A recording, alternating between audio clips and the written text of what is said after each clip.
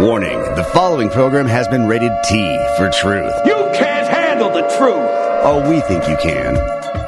Welcome to the Naked Truth Report with your host, truth warrior and mythbuster Kathleen Wells. The place where we distinguish fact from fiction, where data is used to drive points home, and where Kathleen takes the position that Democrats and black politicians have destroyed black America. Welcome to the Naked Truth Report. Now, your host, Kathleen Wells. Welcome to the Naked Truth Report, my truth warriors and mythbusters. Gee, there's so much to talk about. Where do I begin? Well, I think I'll begin with saying, let's see, I want to title this show, We Are Drowning in Information Yet Starving for Wisdom. That's a good title, don't you think? I want to say also Happy Mother's Day to all the mothers out there. Oops, I think I want to sneeze. Excuse me. Where's the button where I push it? Is it the orange one, Jeff? Oh, I didn't sneeze. In fact, I was going to sneeze and it was coming, but it didn't come because we have air condition on. So we are drowning in information yet starving for wisdom. Yes, I think that's true. I'm going to give two examples as to why. One is the fact that in 1968 there was a pandemic nationwide. Well, let's see, it killed 100,000 people in the U.S. and 1 million people worldwide. And if you extrapolate the population and the demographics to today, it would be more deadly than COVID-19. This was 1968, and it hit its peak in August of 1969. Now, who knows what was going on in 1968? Who out there can who of my truth warriors is saying that Woodstock? Yes, we had Woodstock. We had it was called the H2N3 pandemic from Hong Kong. 100,000 U.S. Citizens were killed died from this pandemic, right? And if we extrapolate the demographics and population, because we have 328 million people in America today, we only had 200 million in the U.S. during 1968. And also, in 1968, we were less obese. We were healthier. Because obesity is like off the charts in the United States. Why? Because of like fast food eating like nobody's business. Yet during this pandemic in 1968, which reached its peak 6 months after Woodstock, no parks were closed, no movies were closed down, no buildings, no businesses were stopped, kids went to school. There was no lockdown, none whatsoever. So are we smarter today? I don't think so, because we're crashing our economy over something that's less deadly that happened in 1968. We're ending. So the question becomes, what is the motive for doing this?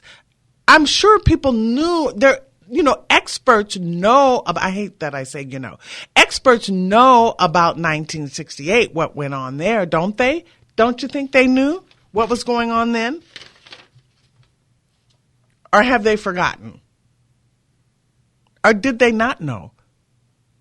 And even Dennis Prager mentioned in 1957, 110,000 people were killed during a virus, a pandemic. And if you extrapolate that would equal to 180,000 people being killed by the virus in 1957.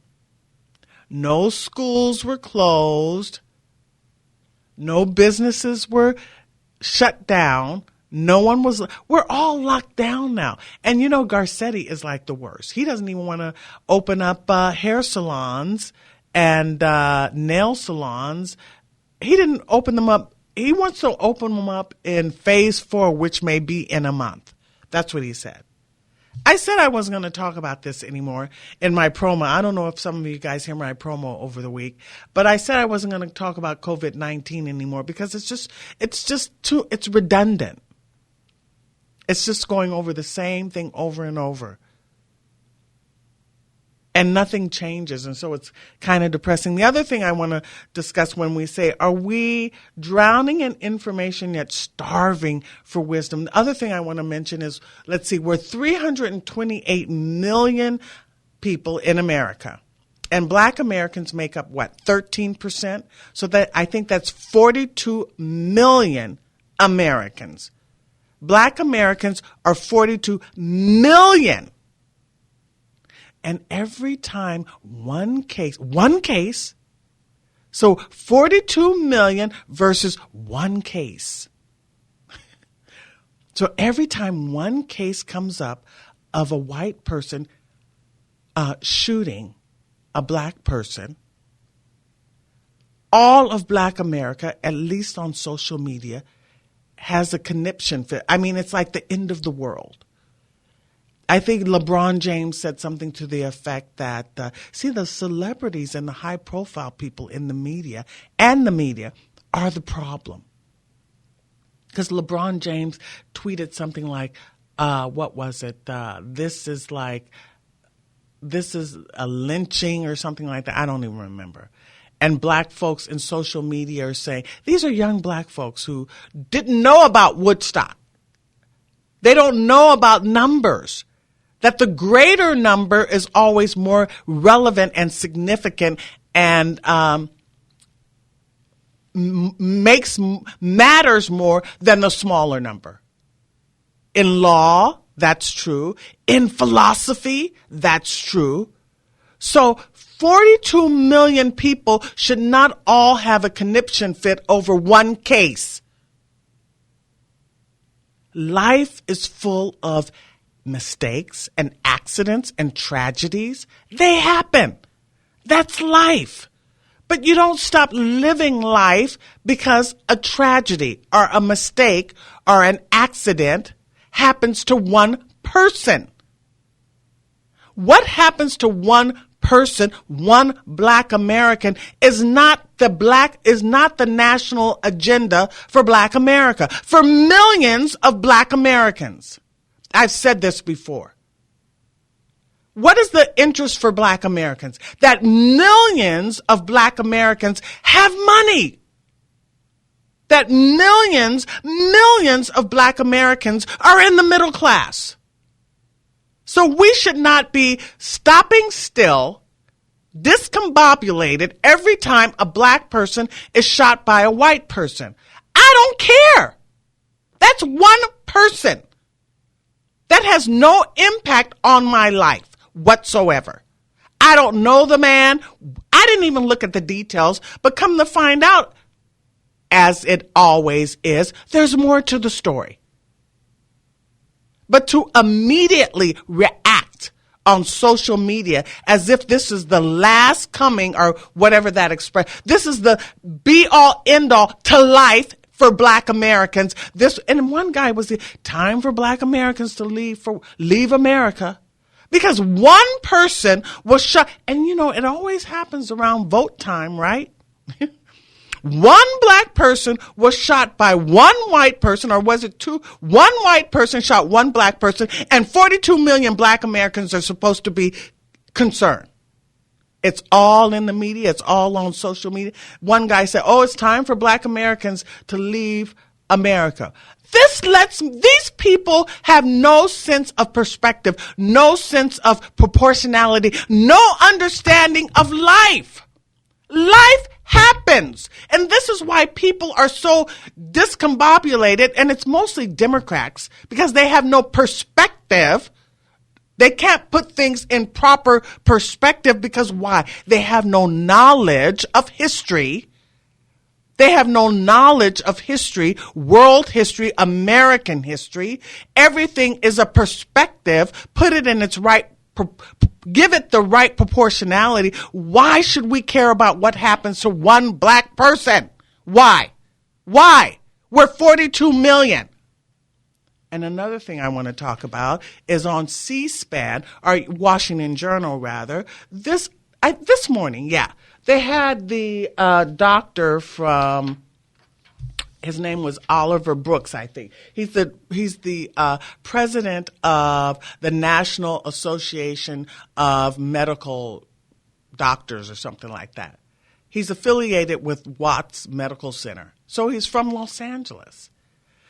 And he's talking about that same old thing, the disparities and inequities between black Americans and white Americans. Hello? They've been talking about that for I've said this a billion times. This is, going over the same thing over and over. You have to. But I know my listeners know what I'm saying is true. People who need to hear this stuff are these people in social media and people in the mainstream media, social media, Twitter and all, Facebook. They need to hear it. We're talking about, what were they talking about during Woodstock? Getting rid of poverty. And what were they talking about during the civil rights era? Getting rid of poverty, educating black Americans, getting black Americans to have money, right? 6 decades later, what is that professor, that doctor from the Black National Medical Association talk about? Disparities in health between blacks and white. We talked about that 6 decades ago. Why are we still on it? Then they had another doctor earlier in the week who was the president and CEO of McCary Medical School, McCary, yeah. And his name was Hildreth. I think that's Hildrath. And he was talking about, we have less doctors, less black doctors today than we had in the past. We're going backwards. We have less black doctors, and it's necessary. Why? Why do you think we have less black doctors than we did 10 years ago, proportionately? Why? Because black folks aren't getting educated. In fact, Judge Joe Brown was telling us when he was on the program, black men the percentage of black men finishing high school has decreased over the years. So what I'm saying is that 6 decades of voting Democrat has made black America worse. Not better, worse. This is why we're drowning in information, yet we're starving for wisdom. We have no wisdom. Black folks don't even know if you go from having 65% two-parent families to 25% two-parent families, that means you've gone backwards, you've regressed. You don't know that? You can't figure that out? That's called regression. You don't know that it's better to have a mommy and a daddy in the home? That's not clear to you? That's not obvious to you that that's the best case scenario? That's the best family, to have a mommy and a daddy. And too many. Listen, during the 30s, I've said this a billion times before, during the 30s, we had something like 80% two-parent families. We had more two-parent families than white families. And black folks don't know that the fact that we only have 25% two-parent families is a bad thing. The fact that you don't have a daddy in the household means you won't be making money, that you will be stuck in poverty more likely than not. You will be struggling more likely than not if you don't have a father in the home. You don't realize that? You don't realize that a single mother raising kids has more of a likelihood of being poverty or at poverty than a family with both parents, mother and a father? That's not obvious to you? Is that not obvious? And, I was listening to PBS the other day. Was it PBS? I can't remember. Oh, yeah, I think it was PBS because I was watching, I can't remember. I think I was watching a cooking program or something like that. Maybe it was KCLS or something. But they keep having this commercial on about how the Los Angeles Unified School District is at 80% at the poverty level. 80%. The Los Angeles School District, 80% at the poverty level. That's unsustainable. No wonder these Democrats these Democrat governors Newsom rather, and Garcetti want to keep Los Angeles locked down so they can get some federal funding. How can you have a school district at 80% the poverty level? How is that sustainable? How? It's absurd. And you guys know that I substitute taught for like a year and a half. These kids get their breakfast, lunch, and some schools provide supper. They get free dental, free medical. This is unsustainable. We have imported poverty into Los Angeles, into California. This is not a good thing. This is not a good thing. How is that? How can you be wise and not know that? How can you have wisdom and not realize that? And I was driving down Venice Boulevard the other day, or maybe this morning. I cannot believe all the homeless people living on Venice Boulevard. Have you guys seen it? It's absurd. It's like tents. I didn't grow up with homeless tents all over Los Angeles. We never had it.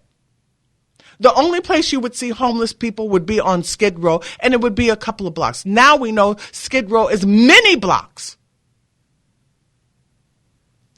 LA has gone back. Everything has gone backwards. Everything is topsy-turvy and haywire. And where's the wisdom? Where are people? Where is the wisdom? Are you trying to I've informed you that the virus, the pandemic in 1968, they didn't stop it. Just think, not having Woodstock. Woodstock is a instrumental, material aspect of our culture. Can you imagine not having Woodstock closed down? And another thing I want to mention, wearing these masks. It's very alienating. I don't wear a mask, okay? But if I go into a place to pick up food, yeah, I'll put it on. But I wear the mask like on my neck. I don't put it on my mouth. And no one has said to me, oh, you need to put it up on your mouth. I put it like, I have it around my ears and on my neck, but I don't put it on my mouth. For one, you cannot, because I know when I've had it on my mouth, people can't understand what you're saying. Or maybe it's because my hearing isn't good, but they're like, what did you say? What did you say? What did you say? Hello? Also, the fact that it's not, you can't see a person's face, okay? You can't see their smile. It's alienating. It's cold. Los Angeles is bad enough in terms of social interaction.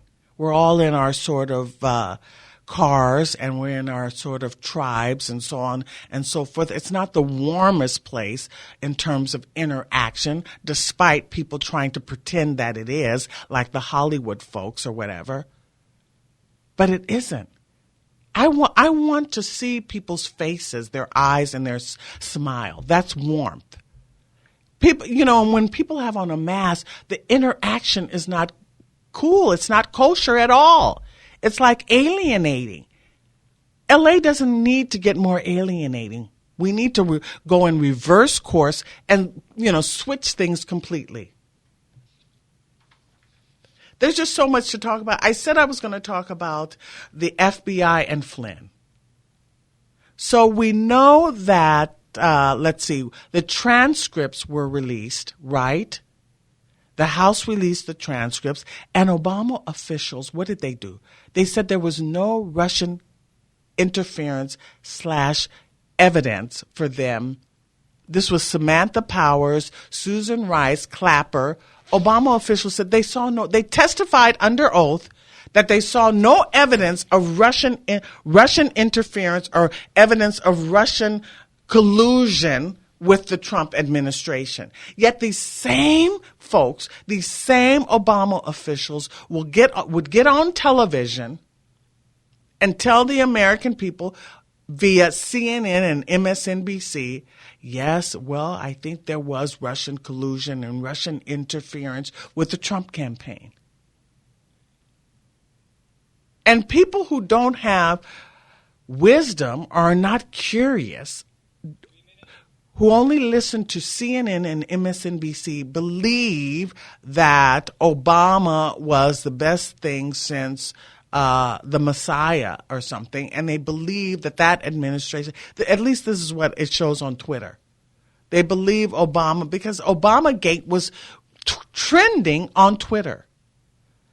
I'm going to talk about a few things more, but before we go into the break, I want to mention, when we come back from the break, I'll mention a few things more. But right now, I want to mention that we have a new sponsor, Balance of Nature. Yes, that's a good thing. I like it. I've been taking Balance of Nature for about 6 months, and I can feel the difference in my energy level. As you know, I confessed last week, didn't I, that when I started law school in my 20s, I started smoking. Oh my God, it's such a bad thing. But why? Why did I do that? Because it was so stressful. I hated law school. It's the truth. It was so stressful for me. And I was so lonely up in San Francisco. In fact, I made no friends.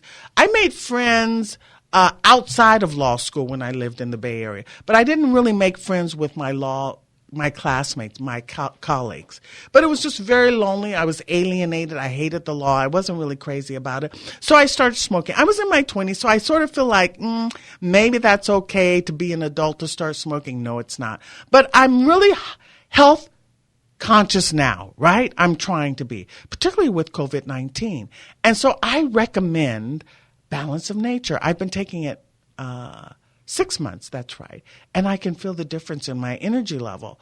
I go for a walk every day. I walk about 1.5 miles. That's not much, but I'm building stamina, okay? Because let me tell you, when you smoke, your energy level is like kind of depleted. Well, Balance of Nature helps my energy level. No kidding. I have more energy. I feel like I don't have a brain fog. I feel like I'm getting more oxygen to my brain, because with the smoking, I think you lose oxygen to your brain. So I recommend Balance of Nature. And if you use Naked Truth as the code, go to their website, or you'll hear their ad at the break. Use Naked Truth and you get a 35% discount. There's the music. I'll be right back. This is a Naked Truth Report. Welcome back to the Naked Truth Report. What did I want to do? Oh, I want to inform you folks, or keep you up to date about, remember I mentioned last week that a stranger entered my house through the rear, took the keys on the piano, walked to the living room, took the keys on the piano, and stole my car, remember? And, I think last week I kept saying receiving stolen property. I don't know why I said that. But that's theft, right? That's a felony. I don't know why I kept saying receiving stolen property. That's theft. That's a felony. And they found him on Vernon and Figueroa. He stole my car about 7:15 in the morning. They informed me via voicemail about 7 o'clock in the evening. They found him on Vernon and Figueroa. They arrested him. And then this was on a Friday. And then on Monday, I went in, and the Detective Hernandez, told me that they had released him because of COVID-19. That because of the rules are the protocol, I guess it would be an order by the mayor or the governor, I'm not sure.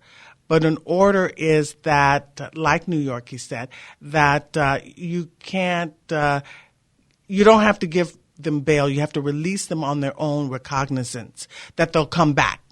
Yeah. You can't give them bail. Even though theft, robbery is a felony. Normally, you would have to get bail for that, right?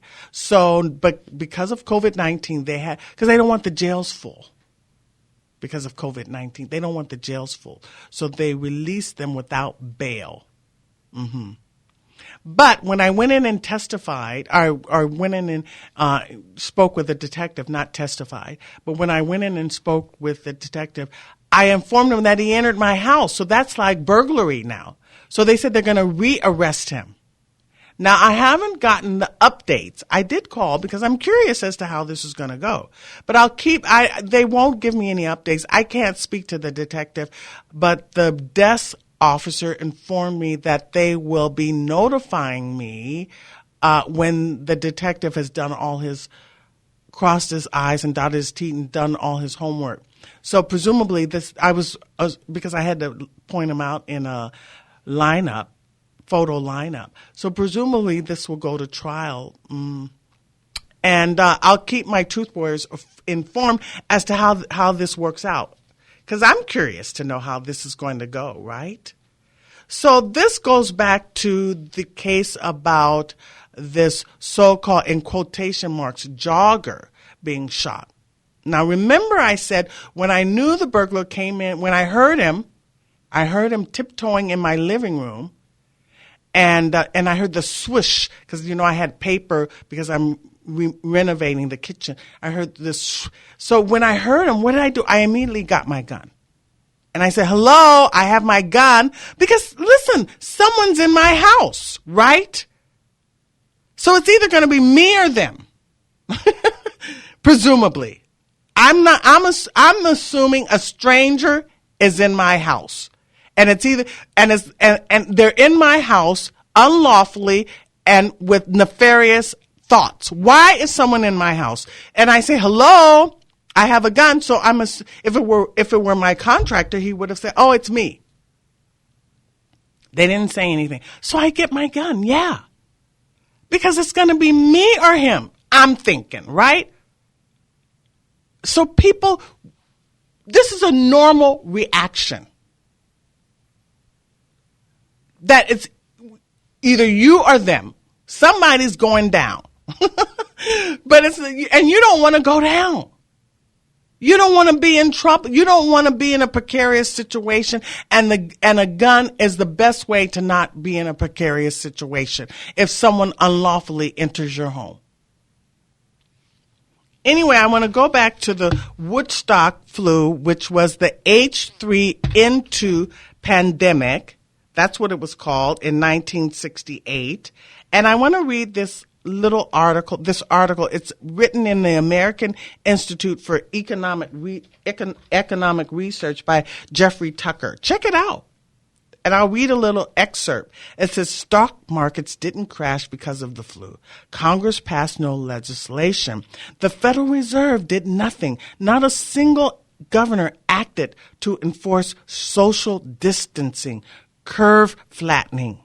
Even though hundreds of thousands of people were hospitalized, our banning of crowds. No mothers were arrested for taking their kids to other homes. No surfers were arrested. No daycares were shut. Even though there were more infant deaths with this virus than the one we are experiencing now. There were no suicides, no unemployment, no drug overdoses attributable to this flu.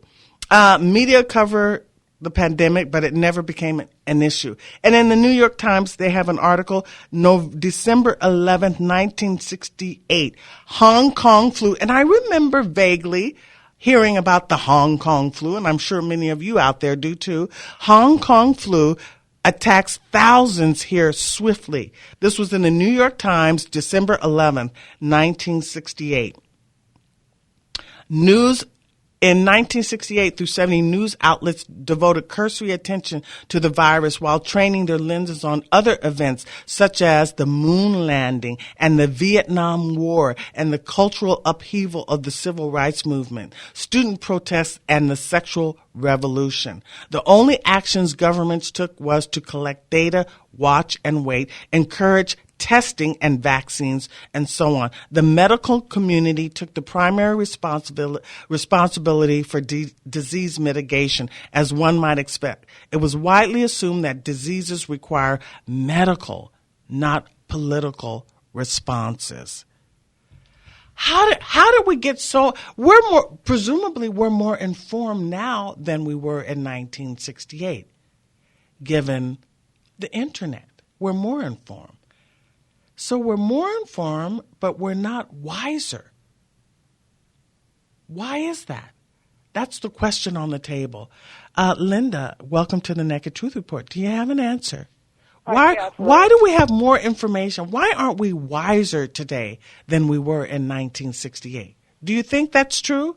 What I think is that they want to take advantage of this virus to use for their global warming agenda. There was no other agenda back then. I agree with you.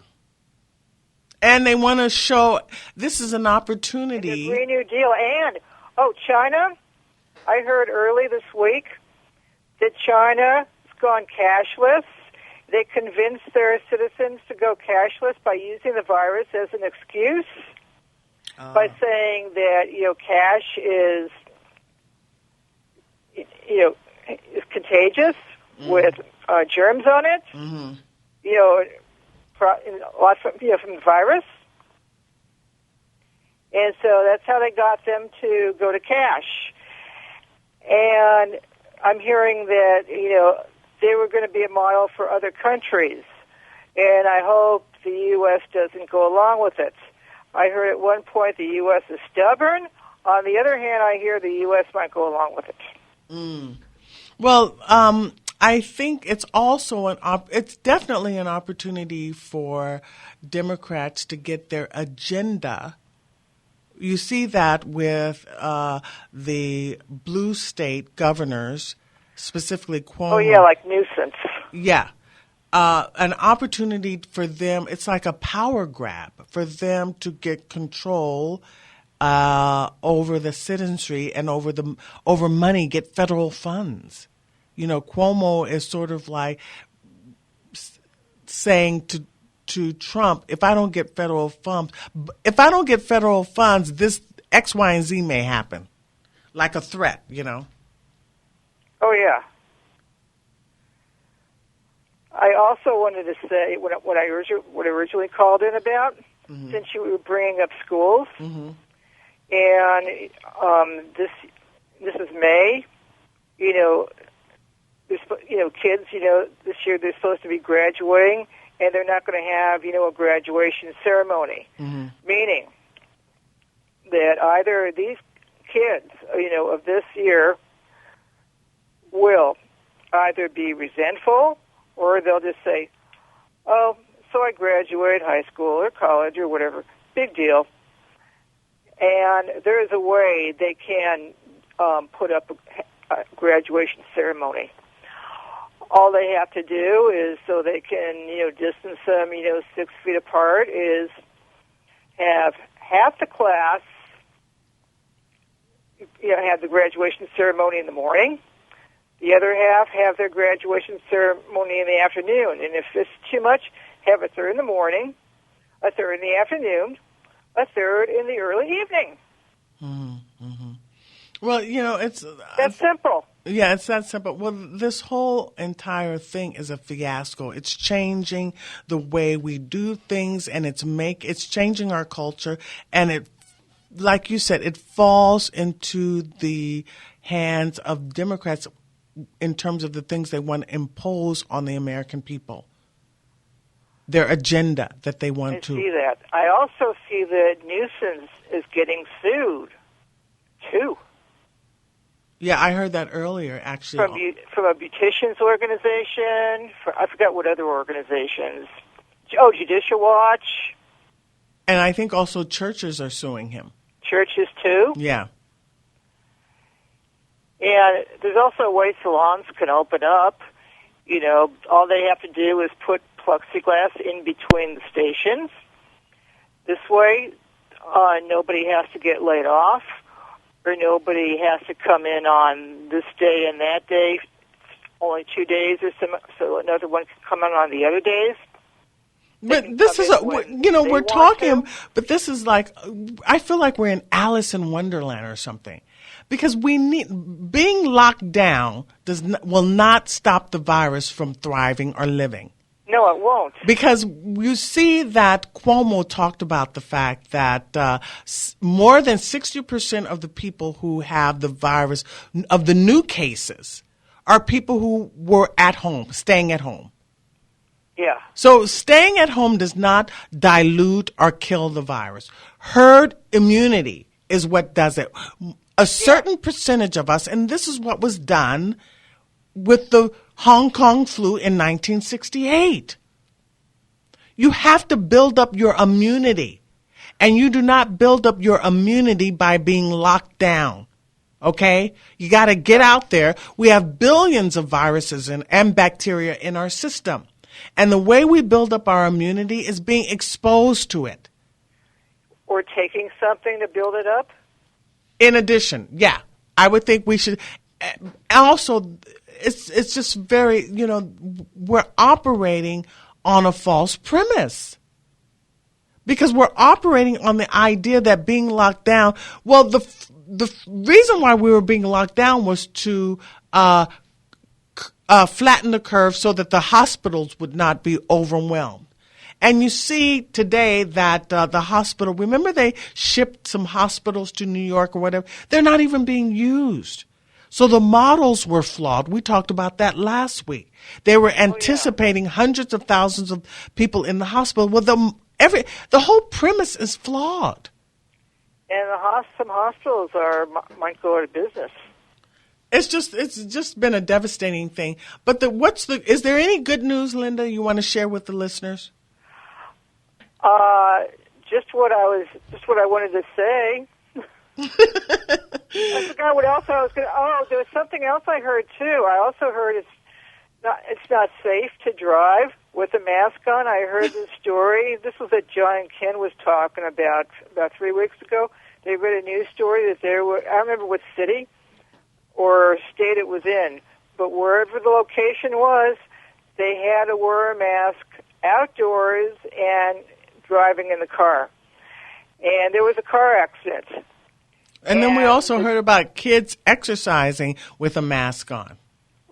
Well, I was going to say that the driver that was at fault said that he passed out due to the lack of breathing from the mask. It's not funny. I believe that driver. No, I do too, because I don't like to wear a mask.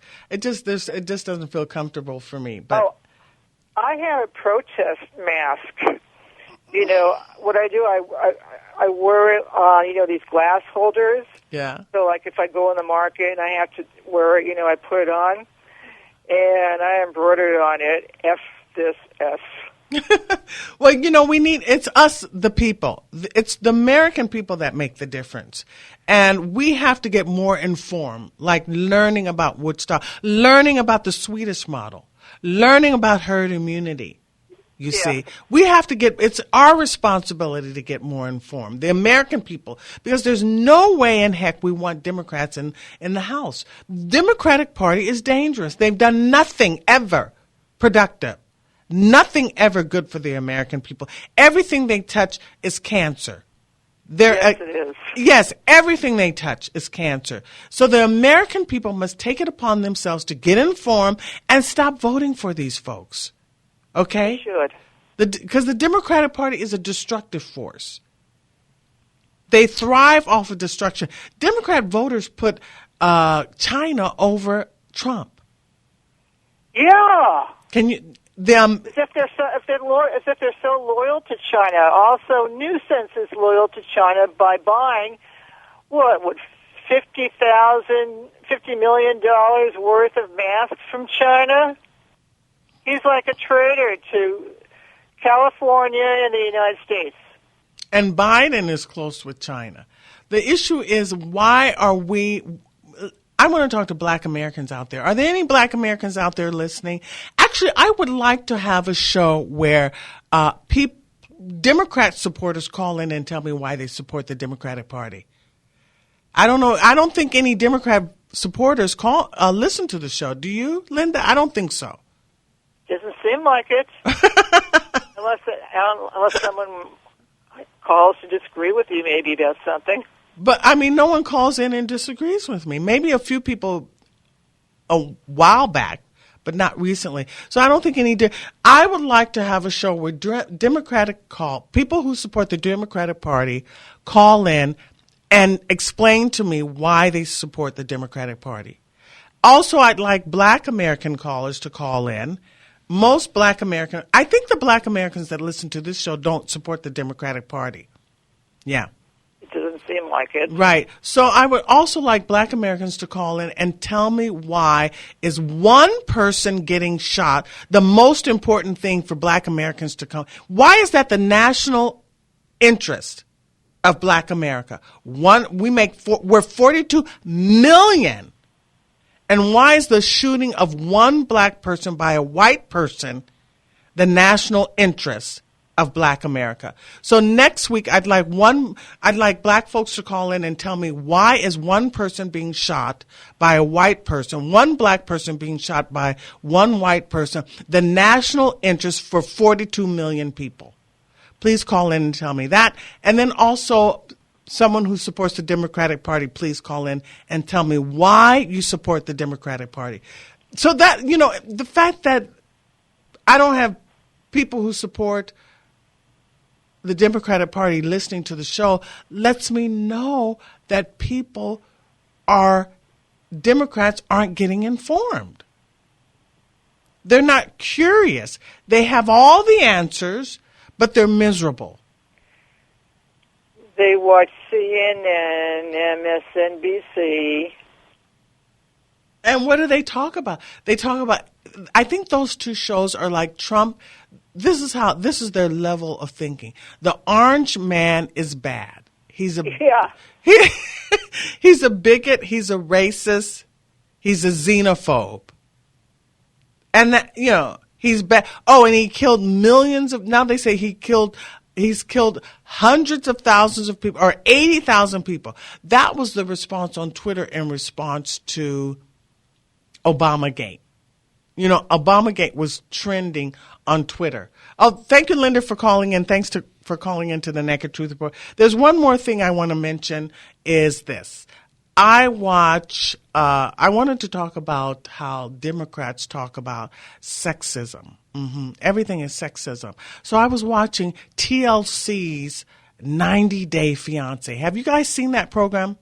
TLC's 90 Day Fiancé. And couples have to get married within 90 days. It's an American couple and a foreign couple meeting online, meeting in person, and then within 90 days they have to get married. Well, one of the couples, her name was Avery, met Ash in, I think, Australia. And Ash was saying that the roles of men and women are different. And Avery and the supporters of Ashley and her supporters were saying, to say that men and women are different is sexist. You see what has happened? Men and women are different biologically, right? Psychologically, emotionally. How is that sexist to tell the truth? You see? It's the media, folks. The media is poisoning and confusing the minds of the American people. Also, next week I want to talk about something on Top Chef that I want to mention. Anyway, that's the end of the show. We'll be on next week. We will definitely talk about the FBI and Flynn. I didn't really discuss it this week, but definitely next week. And also I want to mention something about Top Chef. So join me next week on the Naked Truth Report. And don't forget to get your vitamins. Balance of Nature, mention Naked Truth Report, and you get 35% off. Thanks. See you next week.